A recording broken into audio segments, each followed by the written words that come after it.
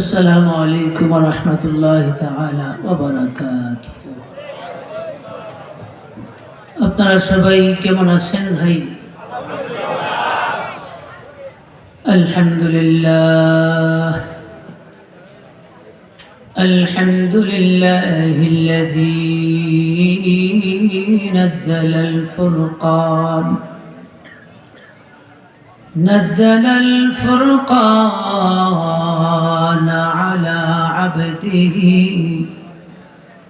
ليكون للعالمين نذيرا فتحدى بأقصر سورة من صوره مساقع الخطباء من العرب العرباء فلم يجد به قديرا والصلاة والسلام على رسوله محمد سيد البشر المخصوص بطيب النشر وعلى آله وأصحابه دعاة الأنام وهداة الإسلام أما بعد فأعوذ بالله من الشيطان الرجيم সকলেই মুখ ভরে ভোগ ভরে সম্মিলিত কণ্ঠে মহাব্বতে আওয়াজে আমার সাথে সকলেই পড়েন ভাই। বিসমিল্লাহির রহমানির রহিম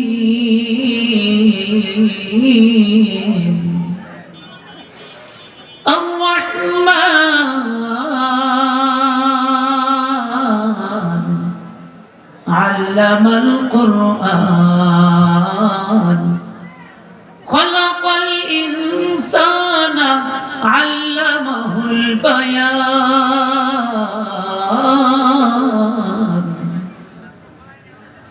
وقال سيد الأنام صلى الله عليه وسلم لكل شيء عروس وعروس القرآن سورة الرحمن وقال تعالى في شان حبيبه ومحبوبه ومعشوقه إن الله وملائكته يصلون على النبي يا أيها الذين آمنوا صلوا عليه وسلموا تسليما اللهم صل على محمد وعلى آل محمد كما صليت على إبراهيم وعلى آل إبراهيم إنك حميد مجيد بلغ العلا بكماله كشف الدجى بجماله حسنت جميع خصاله صلى عليه وآله مدينة مدينة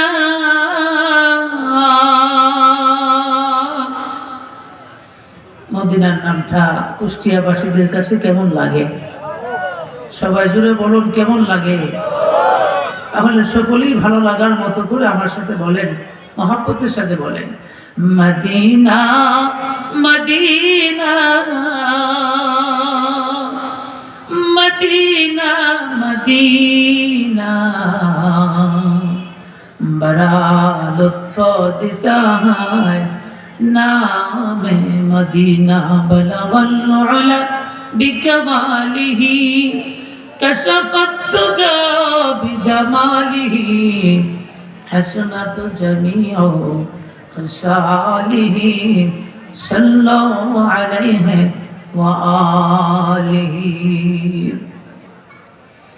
বড় আইলছড়া মাদ্রাসার উদ্যোগে আয়োজিত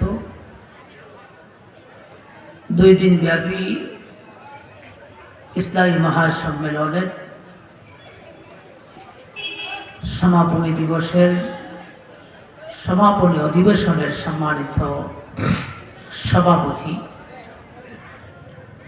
প্রধান অতিথি, বিশেষ অতিথিবৃন্দ, বাংলাদেশের সংখ্যাগরিষ্ঠ মুসলমানদের হৃদয়ের স্পন্দন, নায়েবে নবী, ওয়ারাসাতুল আম্বিয়া, ওয়াজিবুল ইহতিরাম, দিগার হাজারাত উলামায়ে কেরাম, বাবার বয়সের মুরব্বিয়ানে ইজাম, দিনদার ইমানদার যুবক ভাইয়েরা, পর্দার আড়ালে অবস্থানরত আমার অত্যন্ত শ্রদ্ধেয়া মা ও বোনেরা, স্কুল কলেজ মাদ্রাসার ছাত্র ভাইয়েরা, কৃষক শ্রমিক ব্যবসায়ী ভাইয়েরা, অতি আদরের কচি কচি সোনামণিরা, সর্বপ্রথমেই কালিমাতুর শুকর আদায় করছি মহান রব্বুল আলামিনের দরবারে, যিনি অত্যন্ত দয়া করে, মায়া করে, মহব্বত করে, দুনিয়ার সমস্ত ফিতনা ফাসাদ থেকে হেফাজত করে, দুনিয়ার সমস্ত গুনাহের পরিবেশ থেকে রক্ষা করে। বুঝে থাকলে বলুন তো ভাই, আজকের এই কোরআনী মাহফিলে, জান্নাতি মাহফিলে আমাদেরকে আসার মতো বসার মতো ক্ষমতা কে দিয়েছেন? সামনের পিছনে ডানে বামে যারা বসে আছেন, দাঁড়িয়ে আছেন, সকলেই সমস্যার বলুন কে দিয়েছেন?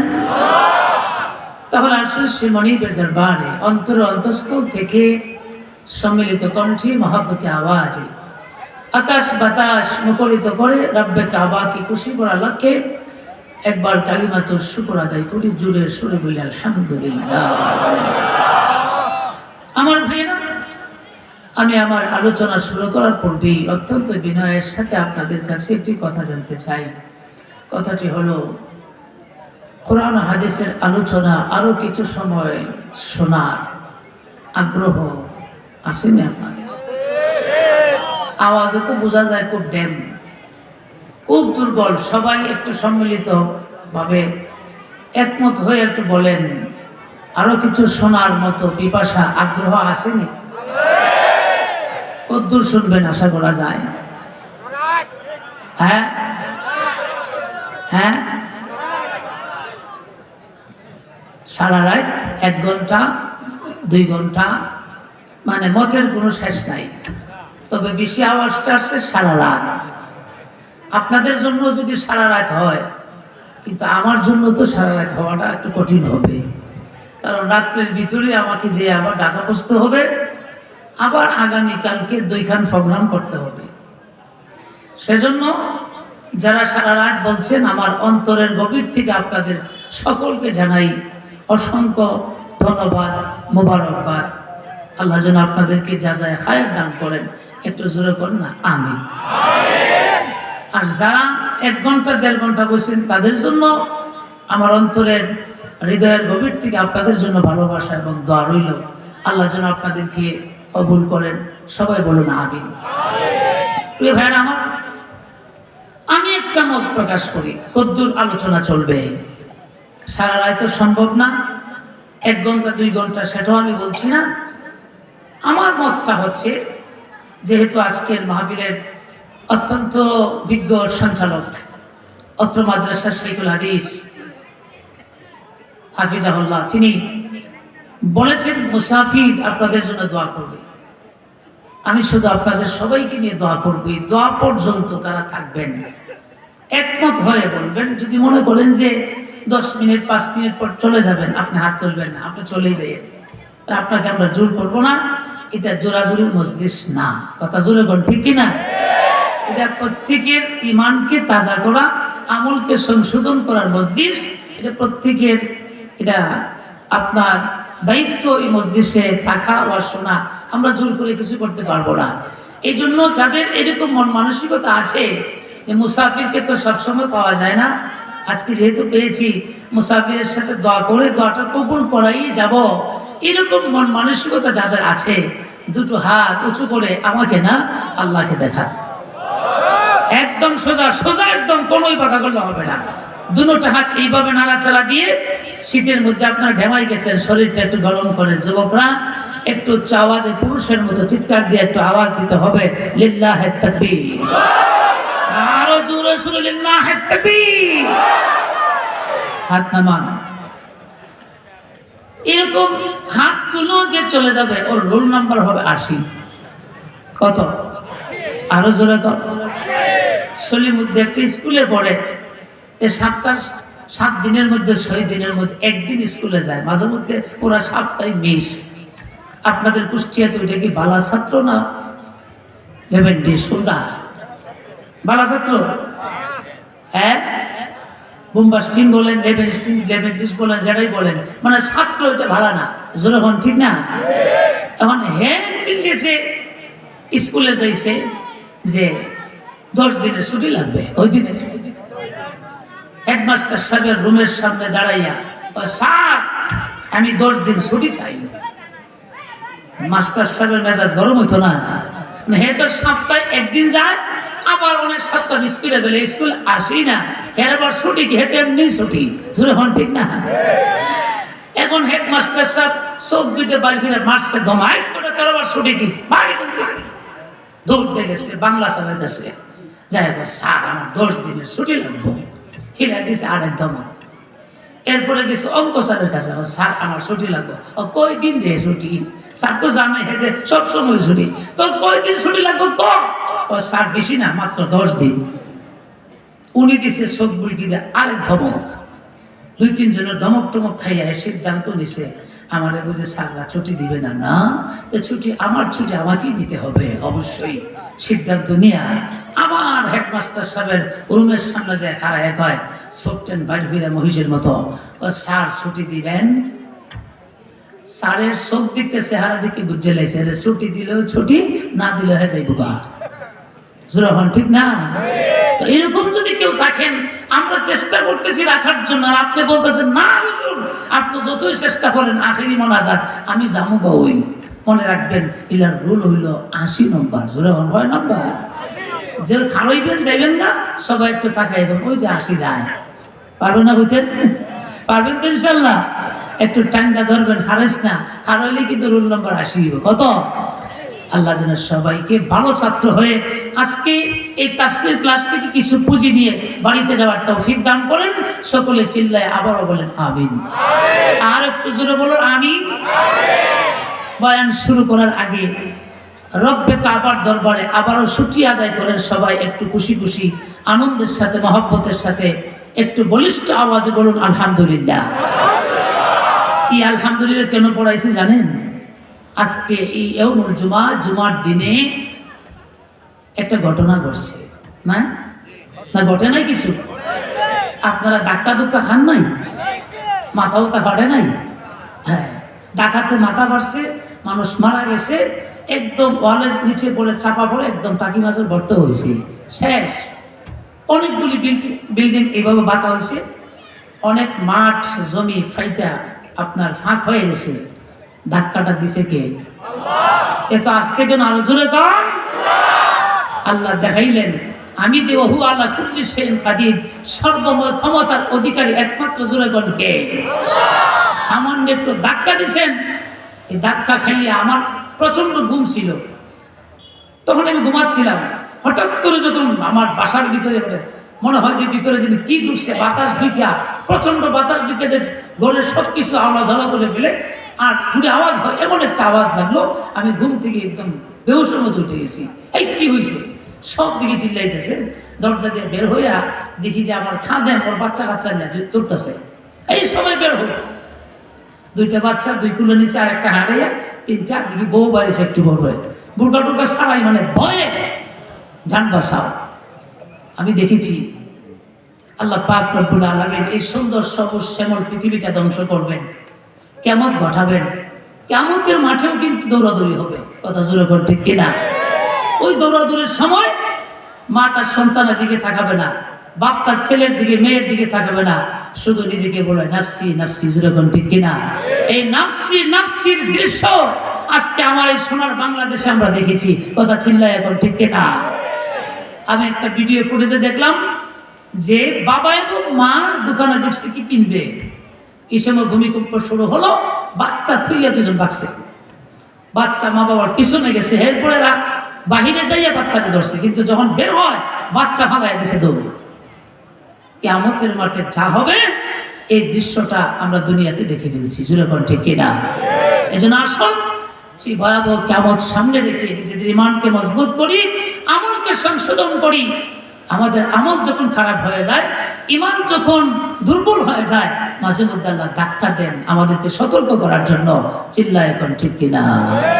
প্রিয় ভাইরা আমার, এই জন্যই মাহফিল হচ্ছে নিজেদেরকে ইসলাহ করার জন্য, সংশোধন করার জন্য, বুতা ঈমানটাকে একটু দাঁড় করার জন্য। কথা বলেন ঠিক কিনা? আল্লাহ যেন আমাদের সকলকে তৌফিক দান করুন, সকলে বলে আমিন। একটু আমাকে যুবকরা যারা আছো, একটু আমাকে মাঝে মধ্যে আওয়াজ দিয়ে একটু সহযোগিতা করবা। আমার মাহফিলে যুবকদের একটু দরকার বেশি, একটু আওয়াজের দিবা তো ইনশাল্লাহ? দিবা তো ইনশাল্লাহ? যাদের বয়স 15 থেকে নিয়ে একদম 30 পর্যন্ত হাতটা উঠান তো, মুরব্বীরা না, শুধু যুবকরা হাতটা উঠান।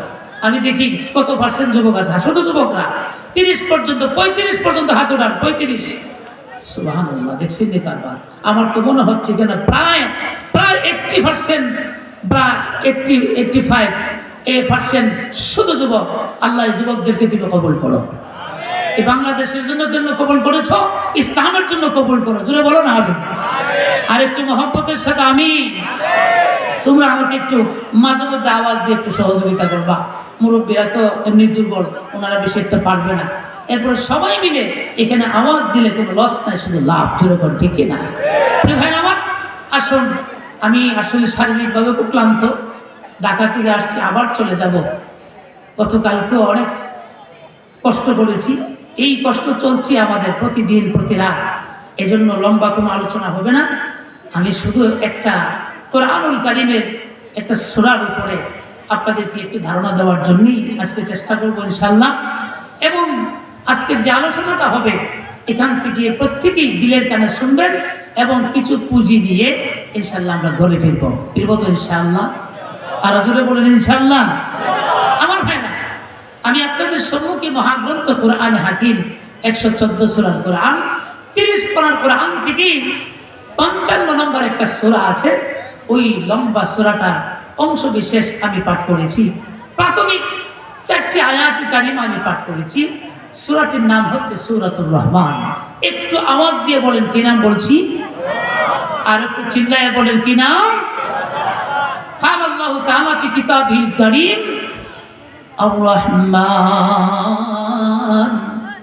সবাই বলেন আমার সাথে, الرحمن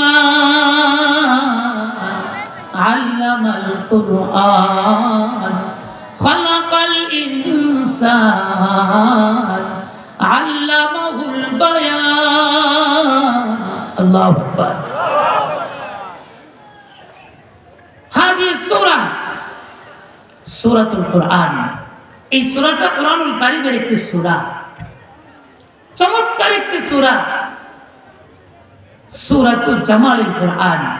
কোরআনুল কারীমে যত সূরা আল্লাহ নাযিল করেছেন, সবচেয়ে সুন্দরতম একটি সূরা হচ্ছে সূরাতুর রহমান। আল্লাহু আকবার জোরে বলেন। হাদিহ সূরা আল্লাতী ওয়াসাফাহা নবী সাল্লাল্লাহু আলাইহি ওয়াসাল্লাম বিকাউলিহি।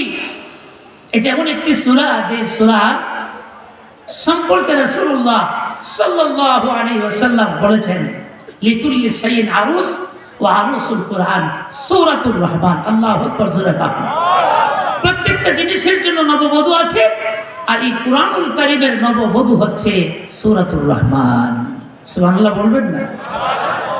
এমন একটি সূরা, প্রাথমিক 4টি আয়াত আপনাদের সম্মুখে তেলাওয়াত করেছি। কি ভাইরা, এই আয়াতগুলির একটু চেষ্টা করব কোরআনের আয়াত দিয়ে তাফসীর করা, হাদিস দিয়ে তাফসীর করা, তাফসীরুল কোরআন বিল কোরআন, তাফসীরুল কোরআন বিল হাদিস। জানি না কতদূর পারবো, চেষ্টা করতেছি শুরু করার জন্য। মনোযোগ আছে তো ইনশাআল্লাহ? আর জোরে বলুন, মনোযোগ আছে তো ইনশাআল্লাহ? দোয়া পর্যন্ত, কোন পর্যন্ত বলুন? আল্লাহ পাক কবুল করুন, সকলে বলে আমিন। প্রিয় ভাইরা আমার, যে কোরআন থেকে আমরা তাফসীর শুনবো, কোরআনের ব্যাখ্যা শুনবো, মুফাসসিরিনে কেরাম বলেন এই কোরআনটা আল্লাহ তাআলা সর্বপ্রথম লৌহে মাহফুজে সংরক্ষিত করে রেখেছিলেন।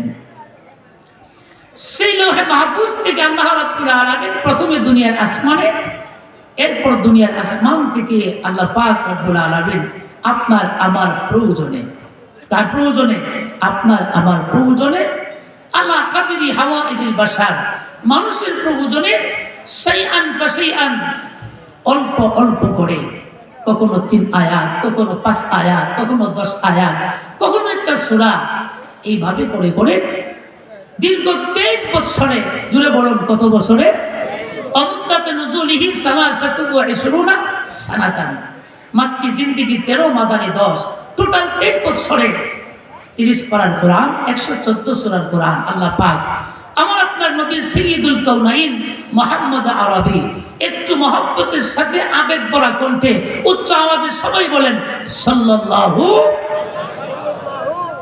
নবীর প্রতি যার মহব্বত বেশি হবে সাল্লাল্লাহর আওয়াজ কম হবে না, বেশি হবে। এই জন্য মহব্বতের সাথে একটু ভালোবাসা দেখাইয়া বলেন সাল্লাল্লাহু আলাইহি ওয়াসাল্লামের উপর আল্লাহ কোরআনকে নাযিল করেছে।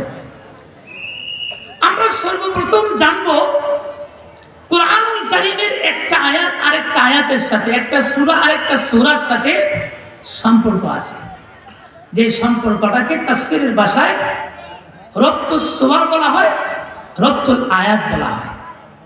এক আয়াত আরেক আয়াতের সাথে সামঞ্জস্য, রব্ত সম্পর্ক, একটা সূরা আরেকটা সূরার সাথে কি সম্পর্ক, এটাকে রব্তুস সুওয়ার বলা হয়। আমি কোরআনুল কারীমের 55 নম্বর যে সূরাটি তেলাওয়াত করেছি, প্রাথমিক কয়েকটা আয়াত, এর আগে আরেকটি সূরা আছে, যেরকম আছে না নাই, সেই সূরাটার নাম হচ্ছে সূরাতুল কমর। বলেন কি নাম? সূরাতুল কমর আগের সূরা, পরের সূরা হলো সূরাতুর রহমান। তাহলে এখানে রব্তুস সুওয়ার কি, দুই সূরার মধ্যে সম্পর্কটা কি? বিরাট সম্পর্ক আল্লাহ তাআলা এই দুই সূরার মধ্যে দিয়েছেন। আমার ভাইরা, কি সম্পর্ক? প্রথমে আমরা বুঝি সম্পর্কটা কি। আমার ভাইরা, আগের সূরাত আল্লাহ তাআলা একদম শুরু থেকে শেষ পর্যন্ত পুরাটা সূরার মধ্যে আমরা যখন গুনাহ করি, অপরাধ করি, এই গুনাহ অপরাধের যে কি ভয়াবহতা হবে, কি শাস্তি হবে, এর পুরো বিবরণ দিয়েছেন আগের সূরাতে। আর আমার তেলাওয়াতকৃত সূরাত আল্লাহ পাক রব্বুল আলামিন সূরাতুর রহমানের শুরু থেকে শেষ পর্যন্ত পুরাটা সূরার মধ্যে আল্লাহ তাআলা নেক কাজ করলে পরে, ভালো কাজ করলে পরে কি পাওয়া যাবে আল্লাহর কাছে, কি ইনাম, কি পুরস্কার, আল্লাহ পাক রব্বুল আলামিন আমাদেরকে কি নিয়ামত দিবেন, এর বিবরণ দিয়েছেন। তাহলে বুঝে থাকলে বলুন, সূরাতুর রহমানের শুধু আল্লাহর পক্ষ থেকে বান্দা যে নিয়ামত প্রাপ্ত হবে এর আলোচনা, আর আগের সূরায় আলোচনা হলো বান্দা যে আল্লাহর পক্ষ থেকে শাস্তি পাবে, আল্লাহর পক্ষ থেকে যে গজব আসবে, এই গজবের আলোচনা। তাহলে আগের সূরায় হলো গজব, পরের সূরায় হলো কি রহমত বা নিয়ামত। দেখা যায় একটা আরেকটার বিষয়ের সাথে, মওজুর সাথে, সাবজেক্টের সাথে কোনো মিল নাই, জোরে বল ঠিক কিনা? অথচ মুফাসসিরিনে কেরাম বলছেন একটা সূরা আরেকটা সূরার সাথে মিল থাকতে হবে, রক্ত থাকতে হবে। এখানে তো কোনো রক্ত দেখছি না, এক একটা সূরার সাবজেক্ট এক এক রকম। কথা চিল্লায় এখন ঠিক কিনা? তাহলে আল্লাহ পাক কোরআনকে কিভাবে সাজালেন? হলো না তো, মিলল না তো, দুই সূরার মধ্যে রক্ত হলো না। আল্লাহ বলেন তোমরা তোমাদের জ্ঞানে বুঝতেছো রক্ত হয় নাই, সম্পর্ক হয় নাই, কিন্তু আমি তো আহকামুল হাকিমিন, সব জ্ঞানীদের বড় জ্ঞানী। কথা জোরে কোন ঠিক কিনা? আমি আল্লাহ কোরআনকে এইভাবে সাজিয়েছি, এইভাবে আমি কোরআনকে বিন্যাস করেছি। ইনশা এই কোরআনের একটা সূরার সাথে আরেকটা সূরার সামঞ্জস্য কি আমি আল্লাহ প্রত্যেকটা সূরাকে সাজাইছি। আল্লাহু আকবার। জোরে বল। আমার মেয়েরা, যদিও আমাদের ক্ষুদ্র নলেজে আমরা বুঝতেছি আগের সূরাতে একটা সাবজেক্ট, একটা মওজু, একটা বিষয়, পরের সূরা সূরাতুর রহমানে আরেকটা সাবজেক্ট, আরেকটা বিষয়। একটা সূরার সাথে আরেকটা সূরার বিষয় বিদ্যা পরিপূর্ণ বিপরীত, একটার সাথে আরেকটার কোনো মিল নাই। এটা হলো আমাদের বুঝ, কিন্তু আল্লাহ রাব্বুল আলামিন বলেন না, তোমাদের বুঝ যা আছে এর মধ্যে ভুল আছে। আসলে এই দুই সূরার মধ্যে মারাত্মকভাবে একটা সম্পর্ক আছে এবং তোমাদের জন্য একটা এডুকেশন আছে, শিক্ষা আছে। আল্লাহু আকবার। কি আছে? আমরা ইমানদার, আল্লাহর প্রতি বিশ্বাস স্থাপন করেছি। একজন মুমিনের ঈমান সর্বপ্রথম আল্লাহর প্রতি, জোরে কোন ঠিক কিনা? মৌলিকভাবে ৬টি বা ৭টি বিষয়ের উপর ঈমান আনতে হয়, তাহলে আমি ইমানদার, জোরে কোন ঠিক কিনা? আমরা বিশ্বাস করেছি পরকালকে, বিশ্বাস করি আমরা মৃত্যুর পর আমাদেরকে পুনরুত্থিত করা হবে, আমরা বিশ্বাস করি জান্নাত, বিশ্বাস করি জাহান্নাম, আমরা বিশ্বাস করি আল্লাহ পাকের রহমতের, বিশ্বাস করি আল্লাহ পাকের গজবের। কথা জোরে কোন ঠিক কিনা? মুফাসসিরিনে কেরাম বলেন, যখন একজন মানুষ সে আল্লাহ পাকের গজবে যেইভাবে বিশ্বাসী, রহমতে যখন সেইভাবে বিশ্বাসী হবে, একটা মানুষ যেইভাবে জান্নাতে বিশ্বাসী, ঠিক তেমনি ভাবে যখন সে জাহান্নামে বিশ্বাসী হবে, তখনই তিনি পরিপূর্ণ ঈমানদার। কথা জোরে কোন ঠিক কিনা? আল্লাহ রাব্বুল আলামিন বলেন, শুধু আমার রহমত তুমি বিশ্বাস করো, কিন্তু গজবে বিশ্বাসী নও। শুধু জান্নাতকে বিশ্বাস করো, জাহান্নামে বিশ্বাসী নও, তুমি পরিপূর্ণ ঈমানদার না। পরিপূর্ণ ঈমানদার হতে হলে যেমন ভাবে রহমতে তুমি বিশ্বাসী হতে হবে, ঠিক তেমনি ভাবে আমি আল্লাহর গজব তোমাকে বিশ্বাসী হতে হবে। আল্লাহ রাব্বুল আলামিন কুরআনুল কারীমের ৫৪ নম্বর সূরা এবং ৫৫ নম্বর সূরা একটা আরেকটার সাথে একত্রিতভাবে এনে আল্লাহ পাক রব্বুল আলামিন তিনি তার বান্দা বান্দীকে চমৎকার ভাবে তিনি ঈমান শিক্ষা দিয়েছেন। আল্লাহ পাক রব্বুল আলামিন এখানে আমাদেরকে সুন্দর করে ঈমান শিক্ষা দিয়েছেন। ঈমানদার তখনই হবে যখন রহমতে বিশ্বাসী হওয়ার পাশাপাশি তুমি গজবে বিশ্বাসী হবে। কথা শুনে কোন ঠিক কিনা? খলিফাতুল মুসলিমিন আমিরুল মুমিনিন হযরত ওমরের বিশ্বাস কেমন ছিল, হযরত ওমরের ঈমান কেমন ছিল? আমার ভাইরা, হযরত ওমরের জীবনে পড়লে দেখা যায় ওমর বলেন, ও নবীর উম্মতেরা, আল্লাহ পাকের বান্দা বান্দীরা, আমি ওমরের ঈমানটা তোমরা কেমন জানোনি? আমি যেমনি ভাবে আল্লাহ পাকের তৈরি জান্নাতে বিশ্বাসী, ঠিক তেমনি ভাবে আমি জাহান্নামে বিশ্বাসী। আমি আল্লাহ পাকের গজবে যেইভাবে বিশ্বাসী, আমি আল্লাহ পাকের রহমতও ঠিক তেমনি ভাবে বিশ্বাসী। হযরত ওমর বলেন, আমি জান্নাতকে এমন ভাবে বিশ্বাস করি, সারা পৃথিবীর সমস্ত মানুষ যদি জাহান্নামী হয়ে যায় আর একটা লোক যদি জান্নাতি হয়, আমি ওমর জান্নাতকে এমন ভাবে বিশ্বাস করি, হতে পারে আমি ওই লোকটা আমি নিজে ওমর হয়ে যেতে পারি। আমি আমার জাহান্নামকে এমন ভাবে বিশ্বাস করি, সারা পৃথিবীর সমস্ত মানুষেরা যদি জান্নাতে চলে যায়, একটা লোক যদি জাহান্নামী হয়, আমি তখন চিন্তা করি হতে পারে আমি ওমর সেই জাহান্নামী হয়ে যেতে পারি। আমি যেইভাবে জান্নাতি বিশ্বাসী, আমি ওমর ঠিক তেমনি ভাবে জাহান্নামে বিশ্বাসী। আমি যেইভাবে আল্লাহ পাকের রহমতে বিশ্বাসী, নিয়ামতে বিশ্বাসী, ঠিক তেমনি ভাবে আমি আল্লাহ পাকের গজবে বিশ্বাসী, আমি আল্লাহ পাকের শাস্তিতে বিশ্বাসী। এটাকে পরিপূর্ণ ঈমান কয়, জোরে কোন ঠিক কিনা? প্রাথমিকভাবে আমরা জানলাম যে এই সূরাতুল কামার এবং সূরাতুর রহমান দুইটা সূরার মধ্যে রক্ত সোয়ার সূরার যে একটা সম্পর্ক, সেটা আমরা পাইছি কি পাই নাই? আর একটু জোরে বল, পাইছি তো ইনশাআল্লাহ। একটা কথা গেল। ২ নম্বর আসুন আমরা আলোচনা করব আল্লাহ পাক রব্বুল আলামিন এই চমৎকার সুন্দর সূরাটাকে কেন নাযিল করেছেন। আমি সূরাটাকে চমৎকার কেন বলেছি? আমার প্রিয় নবী বলছেন এই সূরাটা চমৎকার। আল্লাহর হাবিব বলেন, কোরআনুল কারীমের মধ্যে ১১৪ সূরার মধ্যে এত সুন্দর করে কোন সূরা আল্লাহ নাযিল করেন নাই। সূরাতুর রহমানকে যত সুন্দর করে আমার আল্লাহ নাযিল করেছেন। একটু জোরে বলুন আল্লাহু আকবার। এই সূরাটা শুরু থেকে শেষ পর্যন্ত আল্লাহ পাক কাব্য আকারে সূরাটাকে নাযিল করেছেন, কবিতার মতো করে নাযিল করেছেন। আমি জিজ্ঞেস করি স্কুল ভার্সিটির ছেলেরা, একটু বলো তো কবিতা শুনতে কি ভালো লাগে না খারাপ লাগে? আরো জোরে বলো না, ভালো না খারাপ? কবিতা একটু যদি অভিনয় করে পড়ে আরো সুন্দর লাগে। কবিতার কারো ছন্দ মিল, শুরু শেষ সুন্দর করে মিল দেওয়া, এই জন্য পড়লে ভালো লাগে, জোরে কোন ঠিক কিনা? আর সাধারণ যদি রিডিং পড়ে ওইটা যেমন ভালো লাগে, এর চেয়ে বেশি ভালো লাগে কবিতার ছন্দ আকারে যদি কোনো বাংলা পড়া হয়, এটা বেশি মজা লাগে। কথা জোরে কোন ঠিক কিনা? আল্লাহর হাবিব রাহমাতুল লিল আলামিন বলেন, শোনো তোমরা, হাদিস সূরা এটা এমন একটি সূরা ওয়াসাফাহান নবী সাল্লাল্লাহু আলাইহি ওয়াসাল্লাম, নবী বলেন এই সূরাটা সম্পর্কে আমার বক্তব্য শোনো, এই সূরাটা সম্পর্কে আমার বক্তব্য শোনো। আল্লাহ রাব্বুল আলামিন যত সূরা কুরআনুল কারীমে নাযিল করেছেন, কোন সূরায় চমৎকার করে নাযিল করেন নাই। নবীজি বলেন লিকুল্লি শাইইন আরুসুল ওয়া আরুসুর রাহমা ওয়া আরুসুল কুরআন সূরাতুর রহমান।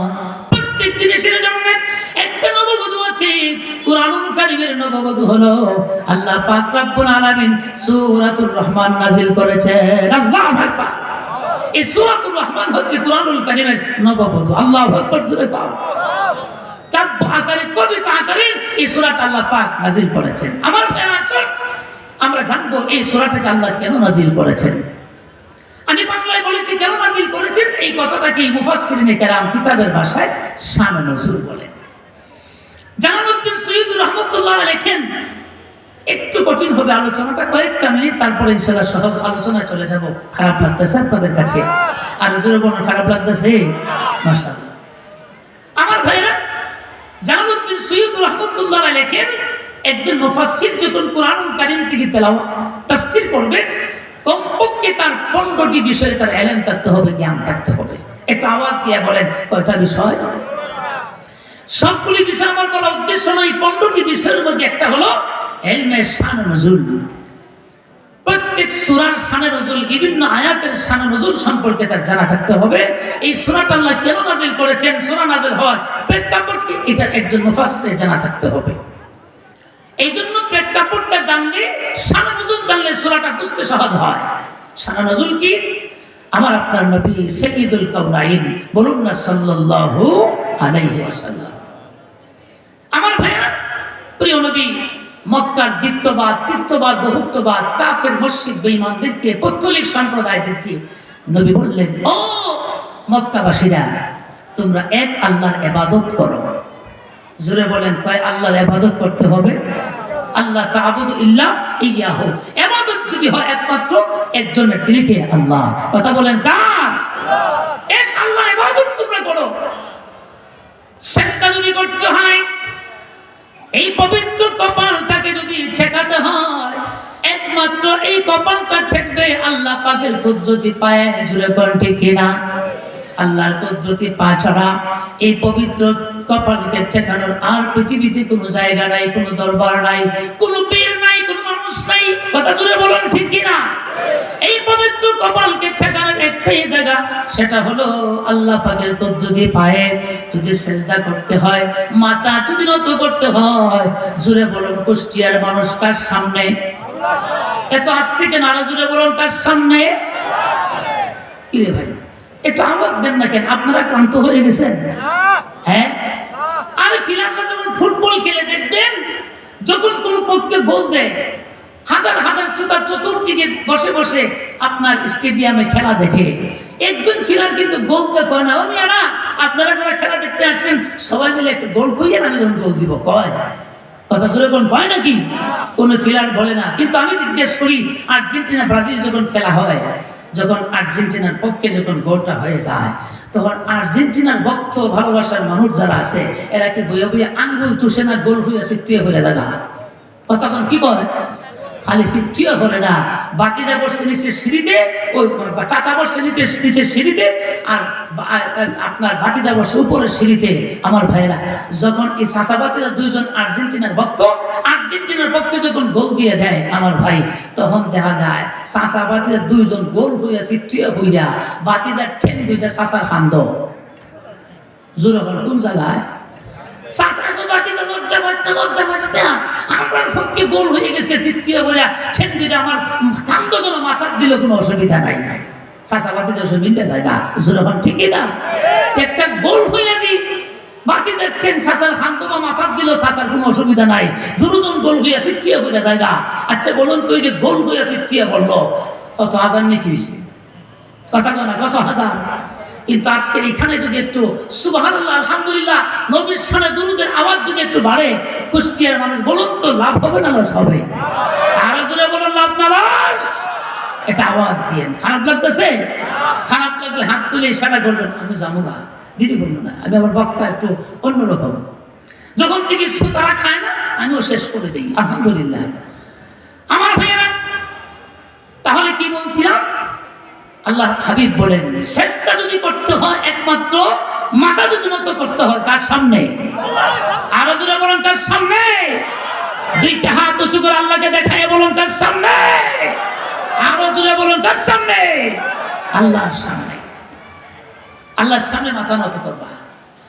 আল্লাহর হাবিব রাহমাতুল লিল আলামিন এইভাবে করে তিনি দাওয়াত দিতে থাকলেন। সেজদা করলে আল্লাহর সামনে করতে হবে, আল্লাহর কুদরতি পায়ে করতে হবে, দাসত্ব হবে একমাত্র জোরে বলেন কার?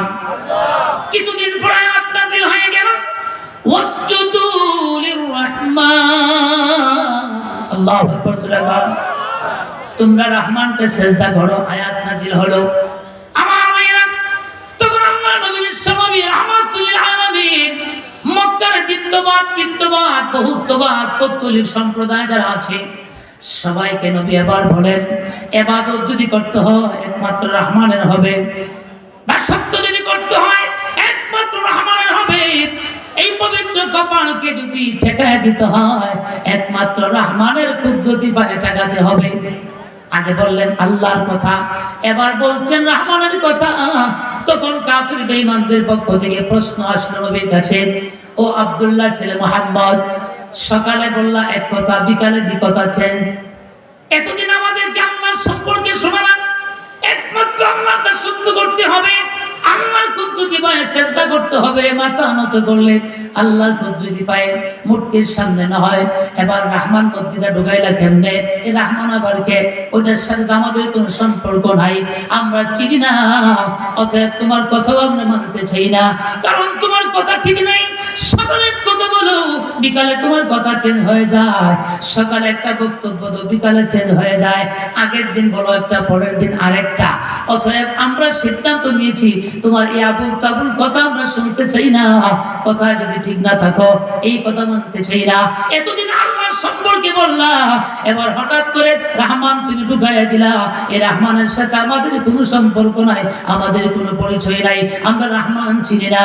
আমার ভাইরা, আল্লাহ রাব্বুল আলামিন বলেন জিবরাইল, ওই মক্কার দ্বিতীয়বাদ বহুত্ববাদ পৌত্তলিক সম্প্রদায় মুনাফিক কাফির বেঈমানেরা, আমি রহমানকে তারা চিনে না, রহমানটা চিনাইতে হবে তাদেরকে। জিবরাইল যাও আমার নবীর কাছে চলে যাও। আমার ভাইয়েরা, জালালউদ্দিন সুয়ুতি বলেন, যখনই কোনো প্রয়োজন হতো, মানুষের প্রয়োজনে আল্লাহ পাক জিবরাইলকে দিয়ে কালামুল্লাহ পাঠিয়ে দিতেন, কোরআনের আয়াত পাঠিয়ে দিতেন, কোরআনের সূরা পাঠিয়ে দিতেন। জালালউদ্দিন সুয়ুতি বলেন, আমার আপনার নবীর কাছে জিবরাইল তো অধিক পরিমাণে আসা যাওয়া করতেন। আমার ভাই, আমার নবী ছাড়া অন্য কোন নবী পয়গম্বরের কাছে এত অধিক পরিমাণে জিবরাইল আসা যাওয়া করেন নাই, জুড়ে কোন ঠিক কিনা? জালালউদ্দিন সুয়ুতি রাহমাতুল্লাহ আলাইহি হযরত আদম আলাইহিস সালাতু ওয়াস সালামের কাছে জিবরাইল গোটা জিন্দেগিতে মাত্র 12 বার আসা যাওয়া করেছেন। হযরত নূহ আলাইহিস সালাতু ওয়াস সালামের কাছে গোটা জিন্দেগিতে মাত্র 50 বার, হযরত মুসা কালিমুল্লাহ আলাইহিস সালাতু ওয়াস সালামের কাছে গোটা জিন্দেগিতে জিবরাইল মাত্র 400 বার, হযরত ইব্রাহিম খলিলুল্লাহ আলাইহিস সালাতু ওয়াস সালামের কাছে গোটা জিন্দেগিতে জিবরাইল মাত্র 42 বার, হযরত ঈসা রূহুল্লাহ আলাইহিস সালাতু ওয়াস সালামের কাছে গোটা জিন্দেগিতে জিবরাইল মাত্র 10 বার, হযরত ইদ্রিস আলাইহিস সালাতু ওয়াস সালামের কাছে গোটা জিন্দেগিতে মাত্র 4 বার, হযরত আইয়ুব আলাইহিস সালাতু ওয়াস সালামের কাছে সবচেয়ে কম যে নবীর কাছে জিবরাইল সারা জিন্দেগিতে আসা যাওয়া করেছেন তিনি হলেন আইয়ুব নবী, ওনার কাছে মাত্র সারা জিন্দেগিতে 3 বার। আমার ভাইরা, জালালউদ্দিন সুয়ুতি রাহমাতুল্লাহ আলাইহি লেখেন, ও নবীর উম্মতরা শুনো, আমার আপনার নবীর কাছে জিবরাইল এর তো 12 বার আসে নাই, 50 বার আসা যাওয়া করে নাই, 400 বার নয়, 1000 বার নয়, 2000 বার নয়, গোটা জিন্দেগিতে জিবরাইল ঘন ঘন আসছেন, এত ঘন ঘন 24000 বার আমার নবীর কাছে জিবরাইল আসা যাওয়া করেছে। জোরে বলেন কত হাজার বার? কখনো সকালে চলে আসতেন, কখনো দুপুরে চলে আসতেন, কখনো বিকালে, কখনো সন্ধ্যায়, কখনো আমার ভাই মধ্য রজনীতে আলা কাদরি হাওয়াইজিল বাশার, মানুষের প্রয়োজনে জিবরাইল দৌড়ে আল্লাহর কাছ থেকে চলে আসতেন। আল্লাহ বলেন, জিবরাইল, মক্কার কাফির বেঈমানেরা আমি যে রহমান আমাকে চিনে না, রহমান যে আমি কেমন আমার পরিচয় আমি নিজে দিই। সূরাতুর রহমান কুরআনুল কারীমের 114 সূরার 55 নম্বর সূরাটা তুমি নিয়ে যাও, আমার হাবিবকে তেলাওয়াত করে শোনায় দাও। জিবরাইল চলে আসলেন, তেলাওয়াত চললো, আউযু বিল্লাহি মিনাশ শাইতানির শাইতানির রাজিম। বলেন বিসমিল্লাহির রহমানির রহিম। আর রহমান, বলেন আর রহমান আল্লামাল কুরআনা খালাকাল ইনসান আল্লামাহুল বায়ান। আল্লাহু আকবার। আল্লাহ রাব্বুল আলামিন রহমানের পরিচয় দিচ্ছেন সূরাতুর রহমানের শুরু থেকে শেষ পর্যন্ত আমার ভাই। এই জন্য জালালউদ্দিন মুহাম্মদ রহমাতুল্লাহ আলাইহি লেখেন এই সূরাটার নামকরণই করা হয়েছে রহমান শব্দ দিয়ে, রহমান শব্দ দিয়ে। কারণ এই সূরার মধ্যে যত আয়াত আছে, দ্বিতীয় আয়াত এই রহমানের পরিচয়, তৃতীয় আয়াতে রহমানের পরিচয়, চতুর্থ আয়াতে রহমানের পরিচয়। এইভাবে আল্লাহর পরিচয় পুরো এই সূরাটার মধ্যে আল্লাহ দিয়েছেন। এই জন্য সূরাটার নাম সূরাতুর রহমান। কথা জুড়ে বল ঠিক কিনা? আর রহমান এর অর্থ হলো দয়াময় আল্লাহ। জুড়ে বল কি? দয়াময় আল্লাহ, যিনি অত্যন্ত দয়ালু, যিনি দয়াময়। আমার ভাই রহমানের প্রথম পরিচয় কুরআনুল কারীমের সূরাতুর রহমানের দ্বিতীয় আয়াতে আমার ভাইরা রহমানের দ্বিতীয় পরিচয়, তৃতীয় আয়াতে রহমানের চতুর্থ আয়াতে তৃতীয় পরিচয়। এইভাবে করে আল্লাহ রাব্বুল আলামিন এই সূরাটার শুরু থেকে শেষ পর্যন্ত রহমানের পরিচয় দিলেন। কথা জোরে বল ঠিক কিনা? আল্লাহ পাক রহমানের পরিচয় দিলেন। আল্লাহর হাবিব বলেন সাহাবীরা, কুরআনুল কারীমের মধ্যে এমন একটি সূরা নাযিল হয়েছে যেই সূরা শুনে আমি রাহমাতুল লিল আলামিন বেশি মুগ্ধ হয়েছি, আমার কাছে খুব বেশি ভালো লেগেছে। তোমাদের মধ্যে এমন কেউ আছো কি এই সূরাটা আমার কেন মনে হয় তোমরা তো আমার উম্মত, মক্কার কাফির বেঈমানেরা এরাও তো আমার উম্মত। জোরে কোন ঠিক কিনা? আমি তোমাদের সামনে সূরাতুর রহমান তেলাওয়াত করে শোনালাম। এবার আমার মন চায় তোমাদের মধ্যে এমন কেউ আছো কি যে পৃথিবীর মধ্যে জায়গা খানায় কাবার সামনে যে কাফের বেঈমানদের কি সূরাটা একটু সুন্দর করে তেলাওয়াত করে শোনায় দিবে। এমনি নবীর সাহাবী, অত্যন্ত বুজুর্গ সাহাবী আব্দুল্লাহ ইবনে মাসউদ তাপ দিয়ে দাঁড়িয়ে গেলেন। আল্লাহু আকবার। জোরে বল। আব্দুল্লাহ ইবনে মাসউদ তাপ দিয়ে দাঁড়িয়ে গেলেন। আব্দুল্লাহ বলে, নবী গো, আপনি যদি আমাকে পারমিশন দেন গো নবী, আপনার আব্দুল্লাহ কাফের বেঈমানদেরকে তেলাওয়াত করে শোনানোর জন্য তৈরি আছে।